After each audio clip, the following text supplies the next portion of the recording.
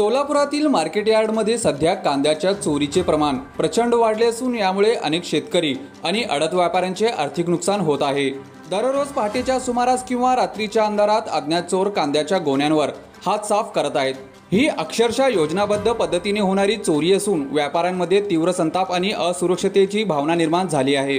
शेतकरी म्हणतात की मेहनतीने पिकवलेला कांदा विक्रीसाठी मार्केट यार्डात आल्यानंतरही तो सुरक्षित राहत नाही।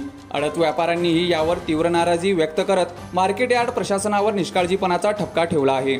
आम्ही इतक्या मेहनत करून माल आणतो पण चोरीमुळे दिवसाचे व्यवहार बुडतात, सुरक्षा व्यवस्था उघड्या डोळ्यांनी झोपली आहे, अशी प्रतिक्रिया एका आडतदाराने केली। सध्या शेतकरी आणि व्यापाऱ्यांच्या मनात एकच सवाल आहे, माने साहेब याकडे लक्ष देतील का? सोलापूर कृषी उत्पन्न बाजार समितीचे सभापती व अन्य संबंधित अधिकाऱ्यांनी या गंभीर प्रश्नाची त्वरित दखल घ्यावी अशी मागणी सर्व स्तरातून केली जात आहे।